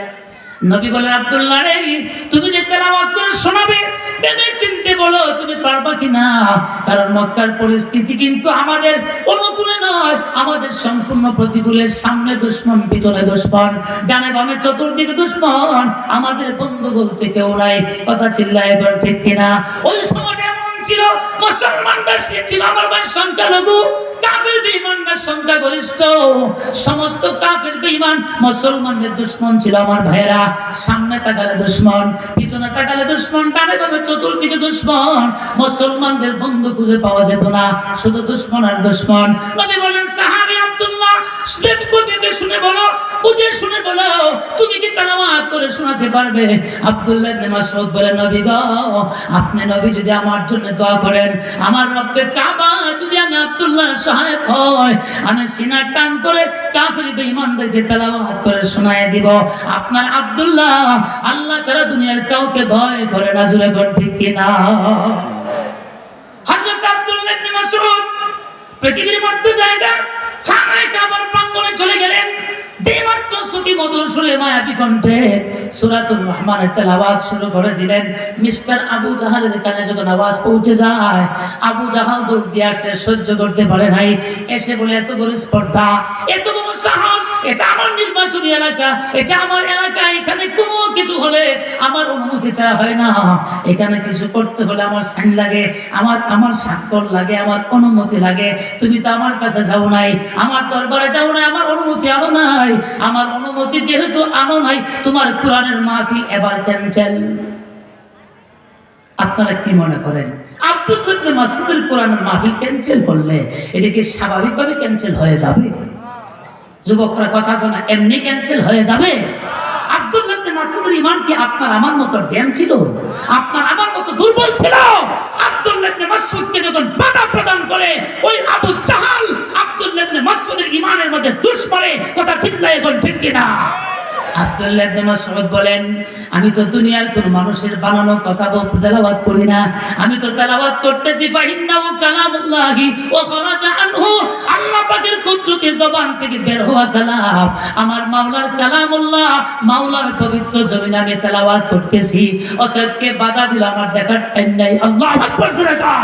হযরত আব্দুল্লাহ ইবনে মাসউদ চোখ বন্ধ করে সিনা টান করে সর্বশক্তি প্রয়োগ করে তেলাওয়াত যখন শুরু করে দিলেন, তেলাওয়াত যখন থামে না, আমার আবু জাহাল সহ্য করতে না পেরে ডান হাত দিয়ে ডান গালের মধ্যে একটা থাপ্পড় মেরে দেয়। এক বর্ণনা আছে আবু জাহালের থাপ্পড়ে আমার আপনার নবী সাইয়্যিদুল কাউনাইন, উম্মতের কান্ডারি নবী, মায়ার নবী বেহুশ হয়ে কাত হয়ে পড়েছেন। আমার ভাইয়েরা, হুট যখন ফিরে আসেন আবার তিনি তেলাওয়াত শুরু করে দেন। আর রহমান বলেন না, আর রহমান আল্লামাল কুরআনা খালাকাল ইনসান আল্লামাহুল বায়ান। আল্লাহু আকবার। হযরত আব্দুল্লাহ ইবনে মাসউদ যখনই হুঁশ ফিরে আসে তখনই তেলাওয়াত একবার ডান গালে আঘাত করে বেহুশ করে দিল, আবার বাম গালে থাপ্পড় মেরে আবার বেহুশ করে দেয়। যখনই হুঁশ ফিরে আসে আব্দুল্লাহ, তেলাওয়াত কিন্তু থামে নাই, কারণ এই কালামুল্লাহ হলো আল্লাহ পাকের কুদরতি জবান থেকে বের হওয়া কালাম। আল্লাহর পবিত্র জমিনে তেলাওয়াত চলতেই থাকবে। আমি আব্দুল্লাহ বাধা মানব না, জীবন চলে গেল। জোরে বলেন ঠিক কিনা? হযরত আব্দুল্লাহ ইবনে মাসউদ বারবার আক্রান্ত হচ্ছেন, বারবার জুলুমের শিকার হচ্ছেন, তেলাওয়াত বন্ধ করতে পারে নাই। আব্দুল্লাহ ইবনে মাসউদ সফলতার সাথে তেলাওয়াত করে নবীর কাছে এসে বলেন, নবী গো, আপনার আব্দুল্লাহকে যে দায়িত্ব দিয়েছিলেন গো নবী, আপনার আব্দুল্লাহ আপনার দায়িত্ব পরিপূর্ণ করে আপনার নবীর কাছে হাজির হয়েছে। আব্দুল্লাহর চোখ দিয়ে পানি পড়ে, গাল দুইটা ফোলা, চেহারাটা রক্তিম হয়ে আছে। নবী বলেন, আব্দুল্লাহ শুনলাম তুমি তেলাওয়াত করেছো, ও আব্দুল্লাহ তোমার চোখকে পানি কেন, গাল দুইটা ফোলা কেন, কেন তোমার চেহারাটা রক্তিম হয়ে আছে আব্দুল্লাহ? হযরত আব্দুল্লাহ বলেন, নবী গো, আপনি যে শুরুতেই বলেছেন আব্দুল্লাহ ভেবে শুনে বলো, ভেবে চিন্তা করে বলো তুমি তেলাওয়াত করতে পারবে কিনা। এত সহজ নয় মক্কায় কোরআনের তেলাওয়াত করা। যখন তেলাওয়াত করবে বাধা আসবে, ওই বাধা উপেক্ষা করে পারবে কিনা চিন্তা করে বলো। ও নবী, আপনি যা বলেছিলেন তাই হয়েছে। আমি যখন তেলাওয়াত করতে শুরু করলাম, আবু জাহেল মৌখিক বাবা আমাকে বাধা দেয়, আমি তার মৌখিক বাধা উপেক্ষা করে তেলাওয়াত চালায় যাই, সিনা টান করে মাওলার কালামুল্লাহ তেলাওয়াত করি। যখন আমার তেলাওয়াত থামছে না গো নবী, ও সহ্য করতে না পেরে একবার ডান গালে আঘাত করে আবার বাম গালে আঘাত করে এইভাবে বারবার সে আমাকে নির্যাতন জুলুম করেছে। এই যে দেখছেন আমার গাল দুইটা ফুলা, চেহারাটা রক্তের মতো লাল হয়ে আছে, এটা সম্পূর্ণ আবু জাহেলের নির্যাতনের কারণে। এই অবস্থা দেখে আমার ভাই আব্দুল্লাহ কান্দে, আল্লাহ নবীও কান্দে। আল্লাহু আকবার। আব্দুল্লাহ কান্দে, নবীও কান্দে। এই দুইজনের কান্না চোখের পানি আরশে আজিমে পৌঁছে যায়। আল্লাহ বলেন, ও জিবরাইল, আমি তো মানুষের প্রয়োজনে তোমাকে দুনিয়াতে পাঠাই, আমার আব্দুল্লাহর চোখের পানি আমি আল্লাহ সহ্য করতে পারছি না রে জিবরাইল, আমার হাবিবের চোখের পানি আমার সহ্য হয় না রে জিবরাইল। যাও যাও, তাড়াতাড়ি সুসংবাদ নিয়ে আমার হাবিবের কাছে চলে যাও। জিবরাইল সামনে এসে আল্লাহর পক্ষ থেকে আমার ভাই নবীকে সালাম সম্ভাষণ করে মুস্কি হেসে বলেন, নবী গো, আপনার আব্দুল্লাহকে বলেন কান্না থামানোর জন্য আপনি আপনার চোখের পানি মুছেন। জিবরাইল মুস্কি মুস্কি হাসে। নবী বলেন, জিবরাইল, এই মুহূর্তে আমি কান্না করছি, আমার আব্দুল্লাহ আমার কলিজার সাহাবী, সেও কান্নাকাটি করে। জিবরাইল, তুমি কোন যুক্তিতে হাসো? তোমার এই হাসা কিন্তু আমার জন্য কষ্টদায়ক হয়ে যাচ্ছে।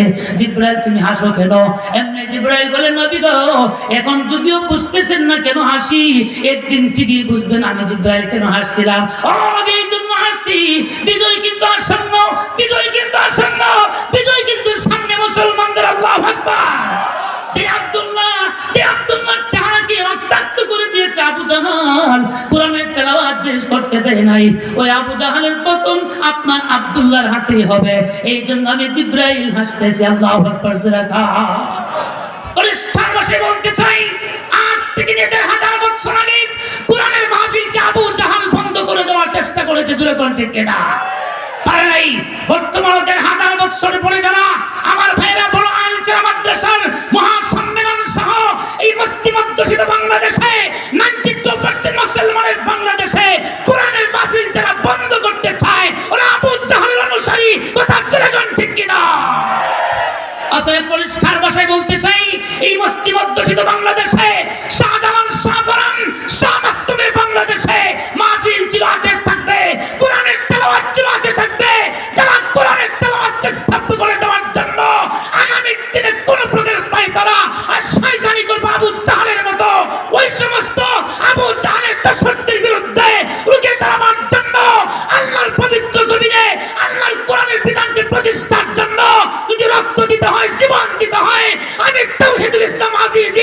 সব সময়ের জন্য তৈরি আছি, কুষ্টিয়ার মানুষকে তৈরি আছে।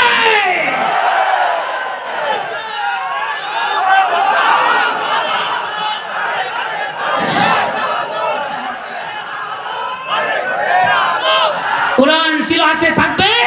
কোরআনের মাহফিল ছিল, আছে, থাকবে। আমরা সিনা টান করে কোরআনের কথা বলবো। কোন সলিমদ্দি আমাদেরকে বাধা দিয়ে রাখতে পারে নাই, পারবো না ইনশাআল্লাহ। কথা জোরে বলেন, ঠিক কিনা? খারাপ লাগতেছে? আরো জোরে কর। আসেন আমার ভাইয়েরা, নবী বলেন এই সূরাটা আমার অত্যন্ত প্রিয়। এটা এই জন্য প্রিয়, সূরাটাকে আল্লাহ পাক রব্বুল আলামিন কবিতার মতো সাজিয়ে সুন্দর করে নাজিল করেছেন। দেখেন, আর রহমান এই শব্দটার শেষের হরফ নুন। 2 নম্বর আয়াতে খালাকাল আল্লামাহুল কুরআন, কুরআন শব্দের শেষে নুন। জোরে বলেন, ঠিক কিনা? খালাকাল ইনসান, ইনসান শব্দের শেষে নুন। আল্লামাহুল বায়ান, বায়ান শব্দের শেষে নুন। কত চমৎকার করে আল্লাহ বানিয়েছে। পারবে পৃথিবীর কোনো মানুষ? আরে জোরে বলেন, পারবে পৃথিবীর কোনো মানুষ? পারবে না। এটা আল্লাহ পাকের একটা বড় কুদরত, একটা বড় ক্ষমতা। এত সুন্দর করে আল্লাহ সাজিয়েছেন কোরআন। আমার ভাইরা, আসলে এবার এই সূরাটার ভিতরে একটু সময় ঢুকি, খুব অল্প সময়, এরপরে বেরিয়ে আসবো ইনশাআল্লাহ। আমি আমার আরেকটা আলোচনার দিকে সামনে যাবো ইনশাআল্লাহ। প্রিয় ভাইরা আমার, আল্লাহ পাক রব্বুল আলামিন রহমানের পরিচয় দিয়েছেন পুরাটা সূরার মধ্যে। 2 নম্বর আয়াতে রহমানের 1 নম্বর পরিচয়। বলেন, কয় নম্বর পরিচয়? 2 নম্বর আয়াতে রহমানের 1 নম্বর পরিচয়। 3 নম্বর আয়াতে রহমানের 2 নম্বর পরিচয়। 4 নম্বর আয়াতে রহমানের 3 নম্বর পরিচয়। আর রহমান দয়াময় আল্লাহকে আল্লাহ পাক বলেন, হাবিব আমার, মক্কার কাফির বেঈমানেরা রহমান চিনে না, রহমান বুঝে না। আপনি তাদেরকে বুঝায় দেন রহমান হলেন আল্লামাহুল কুরআন, যিনি কোরআন শিক্ষা দেন। যিনি কোরআন শিখান তিনি রহমান, যিনি কোরআন শিখান তিনি রহমান। একটা ব্যস্ত লাগে এই জায়গায়। কোরআন তো আপনাদের মাদ্রাসা, এই কুষ্টিয়া জেলার উলামা পরিষদের সভাপতি আমাদের ছেড়ে তাজ, মাথার মুকুট মান্নাবার, আপনাদের ভালোবাসার জায়গা মুফতি আব্দুল হামিদ হাফিজাহুল্লাহ হুজুর, তিনিও তো কোরআন শিখান। জোরে ঘন্টি কেনা। আপনাদের মাদ্রাসার হেফজখানার হাফেজ সাহেব হুজুর, তিনিও তো কোরআনুল কারীম শিখান। কোরআন শিখাইলে যদি রহমান হয়ে যায়, তাহলে এই ব্যাখ্যায় তো মুফতি সাহেব হুজুর রহমান হয়ে যান, মাদ্রাসার কারি সাহেব, হাফেজ সাহেব সবাই রহমান হয়ে যায়। কথা জোরে কোন ঠিক কিনা? তাহলে এখন কি করতে হবে? এই আয়াতের ব্যাখ্যা করতে হবে কোরআনুল কারীমের আরেকটা আয়াত দিয়ে। আল্লাহু আখরাজাকুম মিন বুতুনি উম্মাহাতিকুম লা তা'লামুনা শাইআন ওয়া জা'আলা লাকুমুস সামআ ওয়াল বাসারা ওয়াল আফইদাতা লা'আল্লাকুম তাশকুরুন। আল্লাহু আকবার। আমার ভাইরা, জালালউদ্দিন মাহমুদ রহমাতুল্লাহ আলাইহি লেখেন, আল্লামাল কোরআন, যিনি কোরআন শিখান তিনি রহমান। কথা ঠিক আছে। মাদ্রাসার শিক্ষকরাও কোরআন শিখান, মক্তবের হুজুরও কোরআন শিখায়, এই অর্থে ঠিক আছে।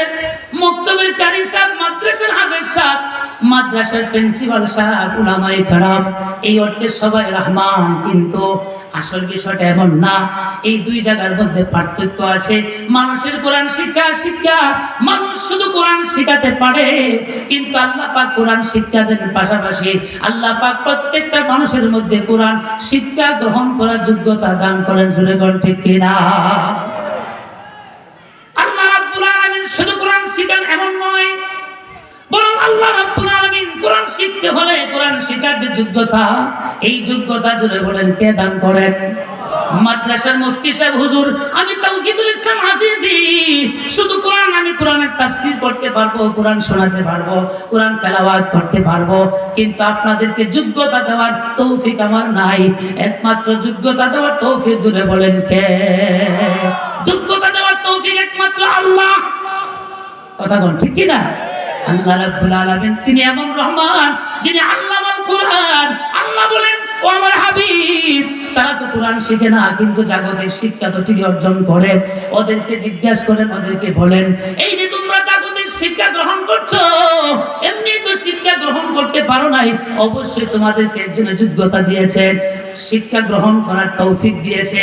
যিনি তোমাদেরকে যোগ্যতা দিলেন, যিনি তৌফিক দিলেন, তিনি হচ্ছেন রহমান। ওই রহমানের কথাই আমি আল্লাহর পক্ষ থেকে রাহমাতুল লিল আলামিন তোমাদের কাছে আমি ওয়াজ করতেছি। একমাত্র সেজদা করলে ওই রহমানকে সেজদা করো, যিনি তোমাদেরকে যোগ্যতা দিয়েছেন, যিনি তোমাদেরকে মেধা দিয়েছেন, শক্তি দিয়েছেন, ওই রহমানকে সেজদা করো। ইবাদত করলে একমাত্র এই রহমানের জন্য কোন ঠিক কিনা? তাহলে আর কোনো প্রশ্ন থাকে না। রহমান আল্লামাল কুরআন, যিনি কুরআন শিক্ষা দেন তিনি রহমান, অর্থাৎ যিনি আল্লাহ শিক্ষা দেওয়ার পাশাপাশি যোগ্যতা দেন। কথা জুড়ে কোন ঠিক কিনা? আমার ভাইরা, তাহলে আল্লাহ পাক রব্বুল আলামিন কুরআন শিখান, এরপরে বলছেন খালাকাল ইনসান। আমার ভাইরা, জালালউদ্দিন মহল্লি রহমাতুল্লাহ আলাইহি এইটার অনেক লম্বা করে তাফসীর তিনি করেছেন। আমার ভাই, আল্লাহ পাক রব্বুল আলামিন কুরআন শিক্ষা দিয়েছেন, তারপর মানুষ সৃষ্টি করেছেন। কথাটা তো মিলে না। আগে তো আমাদের সৃষ্টি হয়েছে, শিক্ষা তো পরে জুড়ে কোন ঠিক কিনা? আগে তো একটা মানুষের জন্ম হবে, আস্তে আস্তে যখন সে বড় হয়ে ওঠে তখন তাকে শিক্ষা দেওয়া হয়, তখন স্কুলে পাঠানো হয়, মাদ্রাসায় পাঠানো হয়। শিক্ষার সাবজেক্টটা তো জন্মের আগে না পড়ে, আরো জুড়ে কোন জন্মের আগে না পড়ে। কিন্তু আল্লাহ পাক আগে শিক্ষা দিলেন, পরে জন্ম দিলেন। কথাটা উল্টা করে কেন বলেছেন? আল্লাহ বলেন আমি উল্টো করে বলি নাই। যেমন ভাবে সূরাতুল কামার, সূরাতুর রহমান সাবজেক্টে মিল নাই, তোমরা মনে করেছিলেন, তোমাদের ক্ষুদ্র নলেজ দিয়ে বুঝতে পেরেছিলেন একটা সূরার মধ্যে এক বিষয় আলোচনা, আরেক সূরায় আরেক বিষয় আলোচনা, দুইটা সূরা একত্রিত আনা ঠিক হয় নাই। যেহেতু একটা সূরার সাথে আরেকটা সূরার আলোচ্য বিষয় মিল নাই, ক্ষুদ্র নলেজ দিয়ে তোমরা বুঝতে পারো নাই। আমি আল্লাহ রাব্বুল আলামিন কুরআনুল কারীমকে এমন ভাবে সাজাইছি তোমরা তোমাদের ক্ষুদ্র নলেজ দিয়ে বুঝবে না। আমি হাকামুল হাকিমিন ঠিকভাবে আমি বলেছি। আসলে আগে কোরআন শিক্ষা, তারপরে মানুষ সৃষ্টি। কেন? মানুষ আল্লাহ নিকটে। আমার ভাই, মানুষ দুই প্রকারের। এক প্রকারের মানুষ হলো জন্মগত মানুষ, আরেক প্রকারের মানুষ হলো গুণগত মানুষ। কথা শুনে কোন ঠিক না বেঠিক? আমার ভাইরা, গুণগত জন্মগত মানুষ হওয়ার জন্য কোনো শিক্ষা দীক্ষার কোনো কিছুই প্রয়োজন হয় না। কোরআন শিখলেও মানুষ জন্ম নিতে পারে, না শিখলেও জন্ম নিতে পারে।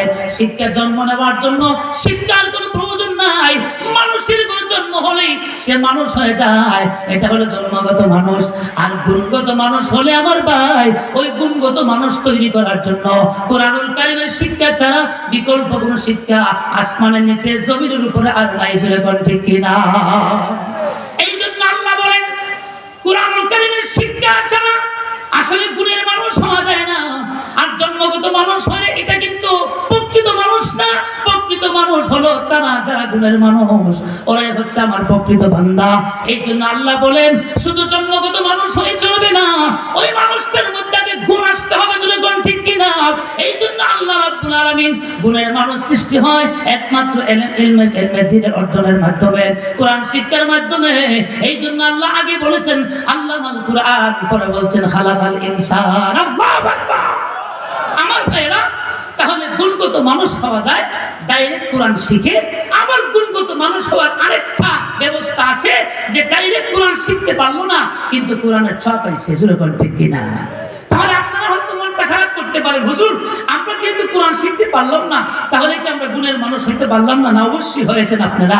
কারণ একদল হলো ডাইরেক্ট কোরআন শিখে কোরআন বুঝে গুণগত মানুষ হয়েছে, আরেকদল মানুষ কোরআন ডাইরেক্ট শিখতে পারে নাই কিন্তু কোরআনের ছোঁয়া পেয়েছে। জোরে কোন ঠিক না বেঠিক?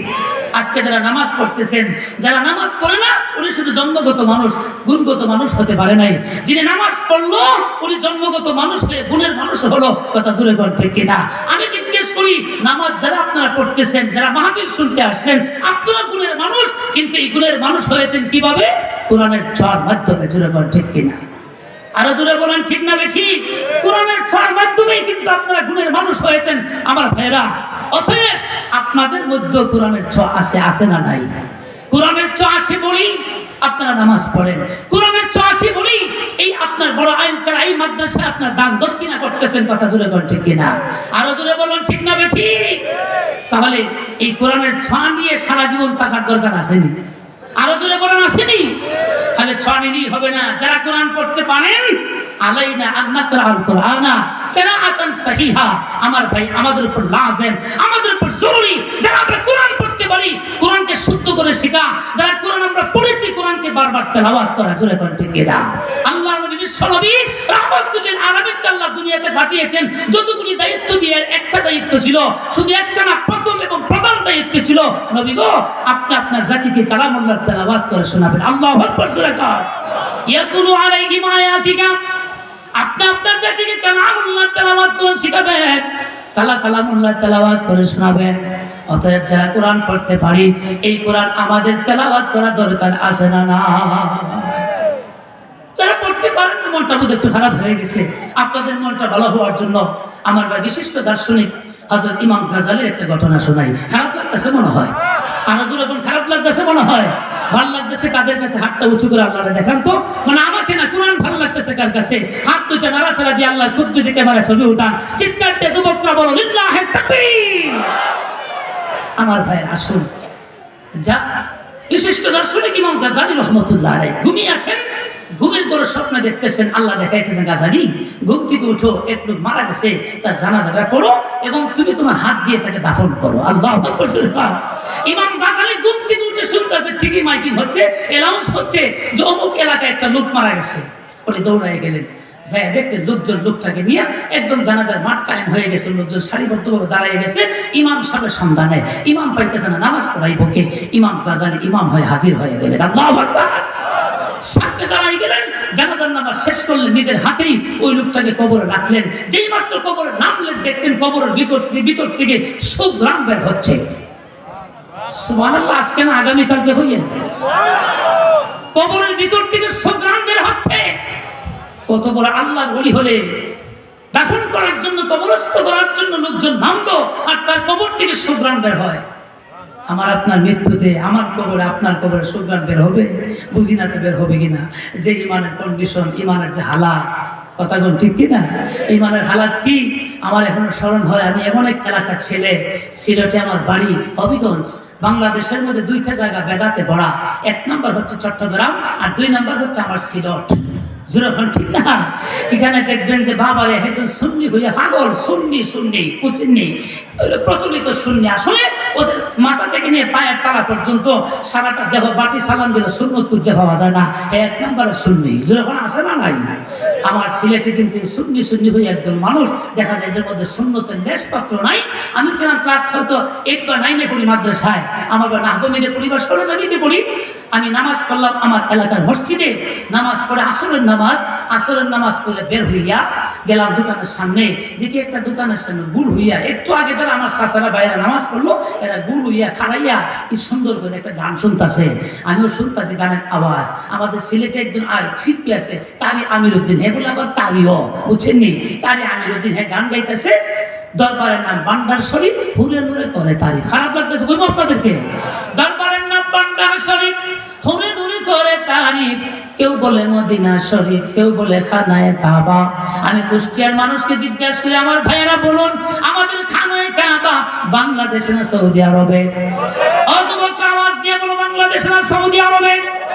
কিন্তু কারি আমিরউদ্দিন গান গায়। এইমাত্র আল্লাহর কুদরতি ভাই সেজদা দিয়ে আসলো, আমার চাচারা, আমার বাবারা, দাদারা সবাই মিলে গান শুনে। এই দরবারের নাম বান্ডার শরীফ, উরে নুরে করে তারিফ। কেউ বলে মদিনা শরীফ, কেউ বলে খানায়ে কাবা। কেউ যদি দরবার শরীফকে মদিনা শরীফ বলে, বুঝে থাকলে বলুন ওই লোকটার ঈমান আসে না গেছে? আরো জোরে বলুন, আসে না গেছে? ঈমান খালি গেছে না ধ্বংস? জোরে কোন ঠিক কিনা? এইখানে গানটা থামায় নাই, আরেকটু সামনে বলেন আউয়াল আখির তুমি, জাহির বাতিন তুমি। কেউ বলে মুস্তাফা নবী, কেউ বলে হুবহু খুদা। দেখেন একটা লোক নাউজুবিল্লাহ কয় না। জিন্না ভাই দেখছেন নি? আপনার এলাকার একটা লোক নাউজুবিল্লাহ কয় না। এরা মনে করছি গানটা আসলেই মজা, এর লাগি মজা ঠেলা এরা নাউজুবিল্লাহ বলে গেছি। আউয়াল আখির তুমি, জাহির বাতিন তুমি। এই চারটা গুণ একমাত্র আল্লাহ। জোরে কোন কার? দলিল লাগবো? সূরা হাদীদ তেলাওয়াত করে দেখেন। সূরা হাদীদের 3 নম্বর আয়াত আল্লাহ বলেন, হুয়াল আউয়াল ওয়াল আখিরু ওয়াল যাহিরু ওয়াল বাতিন ওয়া হুয়া বিকুল্লি শাইইন আলীম। আল্লাহু আকবার। আল্লাহ বলেন আউয়াল এটা একমাত্র আমি আল্লাহর গুণ, জাহির এটা আমি একমাত্র আল্লাহর গুণ, আখির এটা একমাত্র, জোরে বলেন কার গুণ? এত আস্তে কেন? আরো জোরে বলেন। বাতিন একমাত্র কার গুণ? শেরালি বাবা, মেরালি বাবা, সেরাগালি বাবা, ওই বাবা হলো আউয়াল, তিনি হলেন আখির, তিনি হলেন বাতিন, তিনি হলেন জাহির। এই কথা যদি বলে যে শিল্পী গান গাইলো এর ইমানও ধ্বংস, যারা শুনলো এদেরও ধ্বংস, জোরে কোন ঠিক কি না? এবার গান গায় আউয়াল আখির তুমি, জাহির বাতিন তুমি। কেউ বলে মুস্তাফা নবী, আমি জিজ্ঞাসা করি আমার ভাই, আমাদের মুস্তাফা নবী কি ওই যে ভান্ডার শরীফের পিসাব নাকি আল্লাহর নবী? কথা বলেন কে? মুস্তাফা নবী রাহমাতুল লিল আলামিন। আবার বলে এখানে শেষ না, ওই ভান্ডার শরীফের পিসাবকে তারা বলে তিনি হইলেন প্রভু খোদা। এই গান বানায় বলছি না, এগুলো চলছে বাংলাদেশে, জুড়ে কোন ঠিক কিনা? এই জন্য আমার ভাইরা বুঝে থাকলে বলুন তো, আউয়াল আখির জাহির বাতিন এই একমাত্র চারটা গুণের মালিক, জুড়ে বলেন কে? আমি কোন পীর সাথে ছোট করছি না, হক্কানি পীর যারা আমরা তাদের ভক্ত, জুড়ে কোন ঠিক কিনা? হক্কানি পীর লাগবে, পীরের কাছে যেতে হবে, এটা কোরআনের নির্দেশ, জুড়ে কোন ঠিক কিনা? আর ভাইরা খারাপ লাগতেছে এই কথাই বলছিলাম, এই হচ্ছে আমাদের ইমানের কন্ডিশন, জুড়ে কোন ঠিক না ঠিক আমার ভাইয়েরা? এই জন্য আসুন, উনি কবরে নামা মাত্রই দেখা যায় কবরের ভিতর থেকে সুগ্রাম বেরিয়ে আসছে। আল্লাহু আকবার। ইমাম গাজালি রাহমাতুল্লাহ আলাইহি বলেন, জানি না আমার মৃত্যুর পর আমার কবর থেকে সুগ্রাম বের হবে কিনা, আমি জানি না।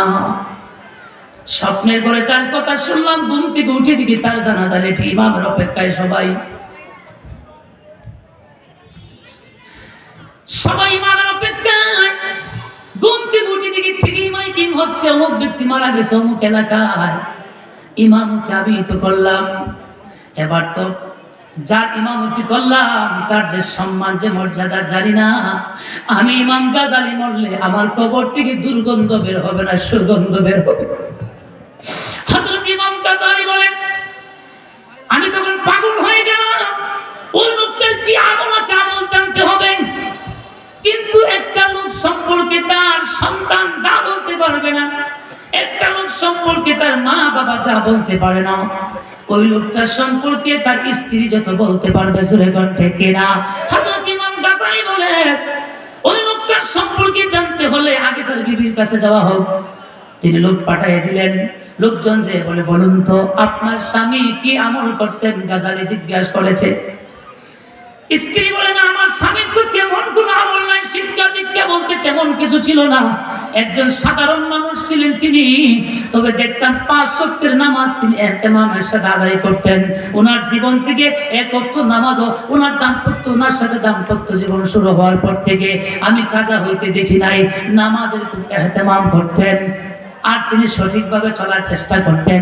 আরেকটা আমল আমি দেখেছি, নামাজ পড়ে ওই তিনি আমাদের তাক থেকে আমাদের আলমারির ভিতর থেকে কোরআনুল কারীম হাতে নিয়ে শুধু পৃষ্ঠাগুলি উল্টাইতো, আর 2 চোখ দিয়ে পানি ছেড়ে গাল বেয়ে চোখ বেয়ে পানি টপ টপ করে পড়তো, আর পৃষ্ঠাগুলিকে তিনি চুমাইতেন। আর তিনি বলতেন, হায় রে কোরআনুল কারীম, কালো অক্ষরগুলো আমি আমার চোখ দিয়ে দেখি ঠিকই, কিন্তু আমি তো পড়তে পারি না, আমি তো কোরআন পড়তে জানি না। এইভাবে তিনি আফসোস করতেন, আর এইভাবে চোখ ভরে গাল ভরে পানি পড়তে থাকতো। এই একটা আমল আমি দেখেছি। আল্লাহু আকবার, জোরে কর। হযরত ইমাম গাজালি বলেন, আমার মনে হয় সে তো নামাজ পড়েছে, অনেক ভালো কাজ করেছে, ঠিক আছে, কিন্তু সবচাইতে যে ভালো কাজটা সে করেছে, যেই ভালো কাজটার উপর আল্লাহ রাজি হয়েছেন, আল্লাহ খুশি হয়েছেন, তার পিছনে সব গুনাহ যে আমলের মাধ্যমে আল্লাহ মাফ করে দিয়েছেন, আমার দিল বারবার সায় দিচ্ছে ওই আমল অন্য কোনো আমল নয়, ওই আমল হচ্ছে কোরআনের ভালোবাসা, কোরআনের প্রেম, কোরআনের মহব্বত। চিল্লায় এখন ঠিক কিনা? হযরত ওমর বলেন, ওমরের জিন্দেগিতে পাওয়া যায় ওমর যিনি আল্লাহ নবীর সামনে শুয়ে আছেন, নবীর পাশে যিনি শুয়ে আছেন, আবু বকর সিদ্দিক প্রথমে 2 নম্বরে, ওমর জোরে কোন ঠিক কিনা?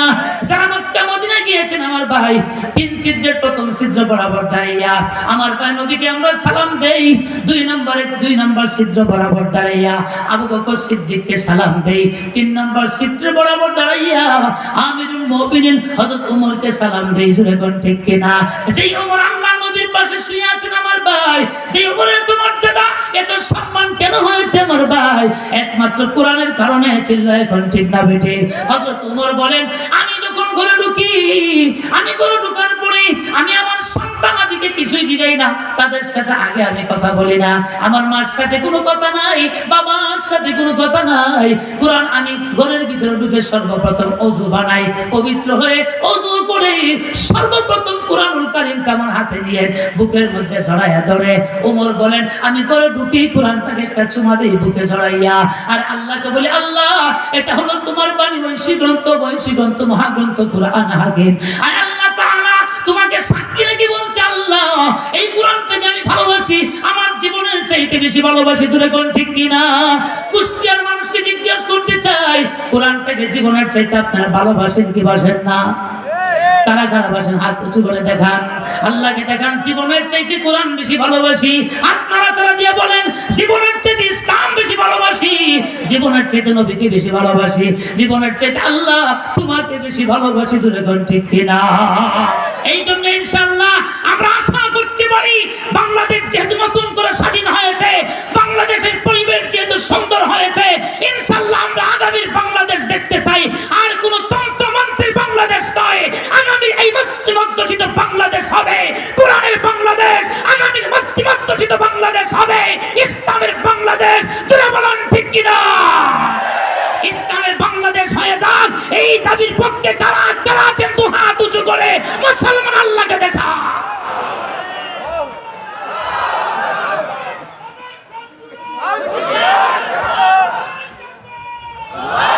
হযরত ওমর বলেন ঘরে ঢোকার পরে আমার কলিজার টুকরো সন্তানদের সাথে আমার কোনো কথা নাই, আমার মা জননীর সাথে আমার কোনো কথা নাই, বাবার সাথে কোনো কথা নাই। সর্বপ্রথম কথা বলি ওয়ালা কালামুল্লাহর সাথে, আল্লাহর কোরআনের সাথে।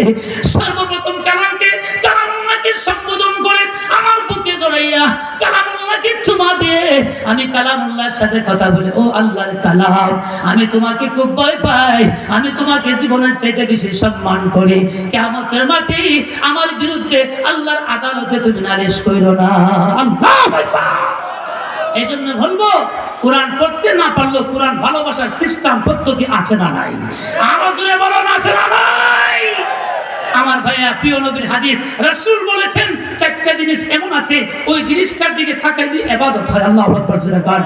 এক নম্বর হলো আপনি যদি খানায় কাবার দিকে তাকান, তাকানোর সঙ্গে সঙ্গে আপনার জীবনের গুনাহ মাফ, তাকানোর সঙ্গে সঙ্গে দোয়া করবেন তো কবুল, তাকানোর সঙ্গে সঙ্গে এই তাকানো আপনার ইবাদত। আল্লাহু আকবার জোরে বলেন। দুই নাম্বার হচ্ছে আপনি যদি কালামুল্লাহকে মহব্বত করে এই কালামুল্লাহর দিকে তাকান, এটা মাওলার কালাম, এটা আমার মাওলার পবিত্র কুদরতি জবান থেকে বের হওয়া কালাম, কালামুল্লাহর দিকে আপনি তাকাইবেন, তাকানোর সঙ্গে সঙ্গে সাব, তাকানোর সঙ্গে সঙ্গে ইবাদত। জোরে বলেন ঠিক কিনা? প্রিয় নবী বলেন আরেকটা জায়গা আছে, সেটা হলো উলামায়ে কেরাম হক্কানি আলেম মুফতি আব্দুল হামিদ সাহেবের চেহারার দিকে তাকাও, এই মাদ্রাসার শাইখুল হাদিস সাহেবের চেহারার দিকে তাকাও। একজন মাদ্রাসার ছাত্র হাফেজ কোরআনের দিকে তুমি তাকাইবা, এই তাকাইলে তাকানোটা ইবাদত হয়ে যাবে। নামাজ পড়লে ইবাদত হয়, যাকাত দিলে ইবাদত হয়, কিন্তু আলেম উলামাদের দিকে তাকাইলে ইবাদত হয়। আল্লাহু আকবার জোরে বলেন। আবার আমার ভাই 4 নাম্বার হলো আমাদের প্রত্যেকের ঘরে আরেকটা বড় নিয়ামত আছে, সেই নিয়ামতটার নাম হলো মা এবং বাবা। প্রিয় নবী বলেন ও দুনিয়ার সন্তানেরা তোমাদের কাছে তোমাদের মা বাবা সবচাইতে বড় বিশ্বাস। জোরে বলেন ঠিক কিনা?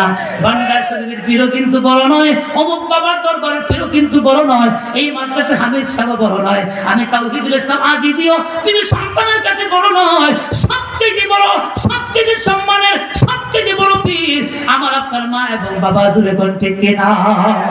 এই মা বাবার দিকে তাকাইলে প্রিয় নবী বলছেন তাকানো মাত্রই তোমার ইবাদতের সব হয়ে যায়। আল্লাহু আকবার জোরে বলেন। আমার ভাইরা কোরআনের দিকে তাকাইলে ইবাদত হয়, আলেমদের দিকে তাকাইলে ইবাদত হয়। আমি জিজ্ঞেস করতে চাই আলেমদের ডাকে সাড়া দিব তো ইনশাআল্লাহ?